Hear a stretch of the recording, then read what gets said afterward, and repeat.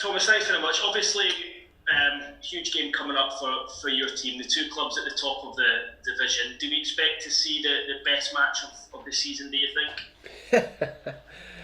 That would be wonderful. I definitely expect to see a game between two sides that want to dominate and they want to take control of the game and take initiative. And I'm really, really looking forward to this game, I must say. I think both we played a good game against each other, the reverse fixture. So yeah, I'm looking forward to this challenge massively. It was interesting to hear your comments after the match at the weekend, and you said that your team went from a level 5 to a 9 in the second half. Do you feel now that you've come from behind in that game, that you've maybe put that little, what do you want to call it, that little blip to a side, and do you feel like you've turned a corner now? Yeah, I think, as I said, I think the biggest in this league, we all know you can go 5 games unbeaten, or you can win five in a row, and then you can lose 3 because it's a crazy league and the margins between the teams are so small. And then we always try to look at the performances. For me, it was the main performance against Coventry that was the big concern. And then it was good to see both Sheffield Wednesday and also against Stoke. I think we defended very well both games. We gave basically nothing against Sheffield Wednesday. And I think beside a big mistake after 20 seconds, then we gave one other chance away against Stoke. So that's promising, and that's very important because we know when we hit our day and it click, then fantastic. But also on a day where it's not perfect, we always create chances with on the raw abilities we have in the team. So to answer your question, I think we are in a good place, and I think we are going into this game with good confidence.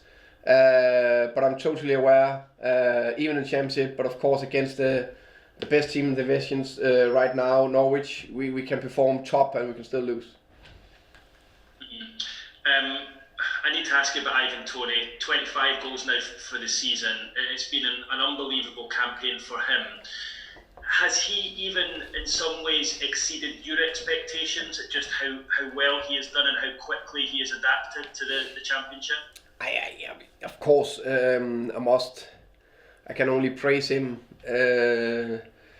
for what he have achieved so far. Of course, when we recruited him and when we scouted him, we all knew that this is a player that could take over for Ollie and provide us with potentially 25 goals again. You never know when you go in. That was our hope. It could also be less, but now it turned out to be more. Most likely, I think it's very unlikely he's not going to score more from now to the end of the season. And then on top, 9 assists.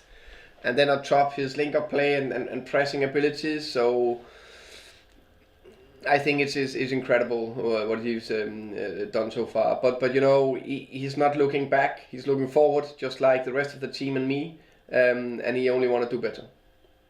Many clubs will be wondering how you've managed to do that 3 seasons in a row with Mopey and then Watkins and now Toney.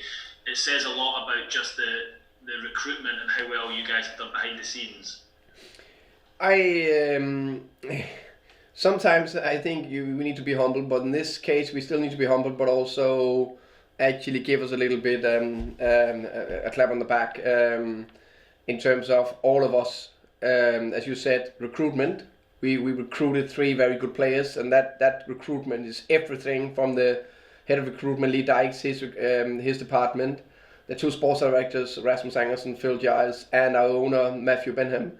And then the rest of the staff who's actually tried to support the players in any ways and how we get them to perform. So I think it's actually an incredible achievement, I must say, for everyone involved in this club. Because as you say, Keith, I don't know if there's a similar example of a championship club that made a striker, 3 different strikers, 3 years in a row, scored 25 goals or more. I think we all want to know who your next one is lined up for next season. I just hope we keep Ivan, because then we're in a good place. Thanks very much. I'll pass it on. Yeah, you're welcome. Thank you.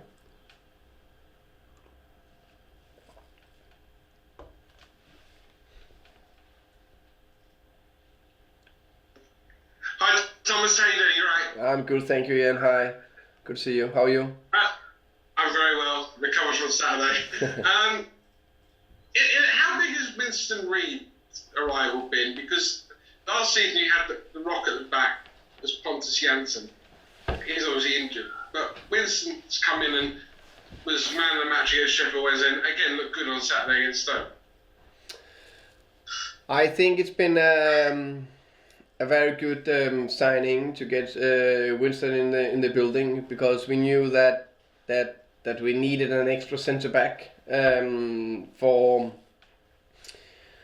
to help the team. And the way he stepped in the three games he started, right? QPR was Wednesday and Stoke, done well in all of them with his, I say, three things when we signed him: personality, experience, and quality. He showed all three areas in all three games, and now with Rico out and the so far adjustment we made to the starting 11, we don't know if we're going to continue like this, but with Matt Speck playing the left back, it's just even more important that he just steps in and perform. You're not suddenly going to change the way you play, and there is no reason why you should. But twice now in quick succession, 3 games, the goalkeeper playing out from the back has led to you conceding a goal. And it's a relatively new thing, teams playing out from the back. Is it more risk than reward? I think it's always that balance between risk reward. When you decide to do different things in your style of play, we will not change. We will always play out from the back when we think it's the right thing to do. I think for me the situation or mistake against Stoke was a clear-cut mistake, bad decision. I would say the ball we played and lost against Coventry, I think that was a calculated risk. That you do that sometimes. You play out from the back, you will get caught out once or twice or 3 times in a season, and sometimes they never score. They don't score because we've seen plenty of examples from whatever Arsenal, not so much City, Norwich this season, other teams, us, where we do it when they're not scoring. So the flip side is that you actually can take control of the game.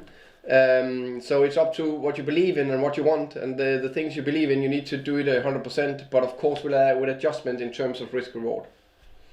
So you're happy with that on the sidelines, are you? You're happy that you might concede a goal, but more times than not, it's going to work out for you. You know what I mean? I would say just saying, if you do one specific way, if you either defend low or you defend high, or you build up from the back or you kick it long every single time, there'll always be a downside.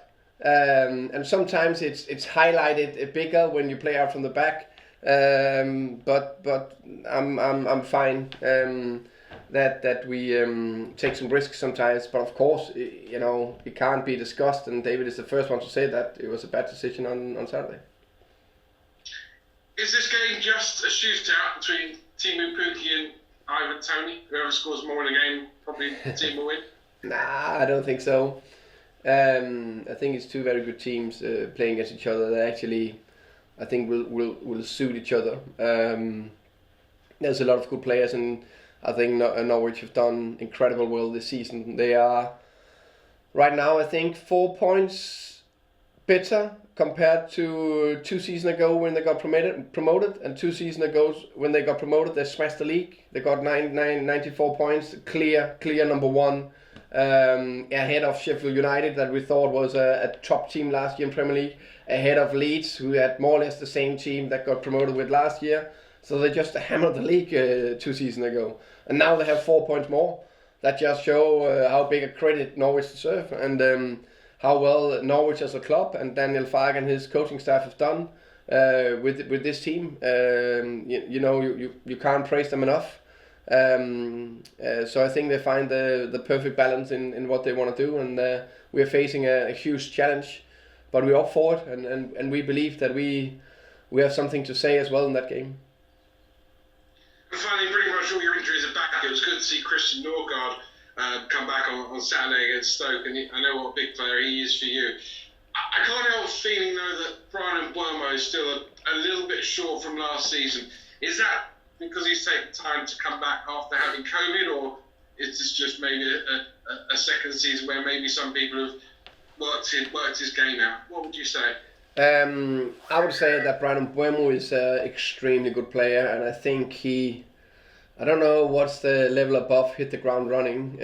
What he did last year in the first season in the Championship, with I think it was 16 goals and 7 assists, incredible numbers for a winger.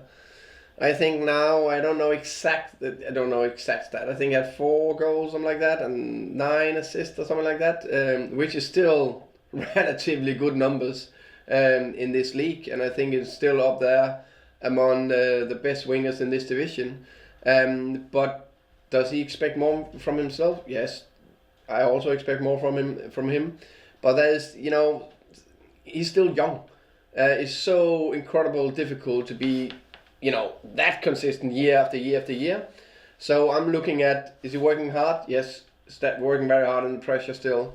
Is he getting into the right positions? Yes. Especially, I would say, the first 15, 20 games of the season, I think he didn't get what he deserved because he got to on the end of a lot of good chances. But I think he's in a good place again. He had a minor injury a few weeks ago. Now he's back, scored a goal and assist against Wednesday, assist, and a very good second half against Stoke. So I hope that instead of last season where he dipped a little bit in form towards the end of the season, maybe he's on the up. So that'll be nice.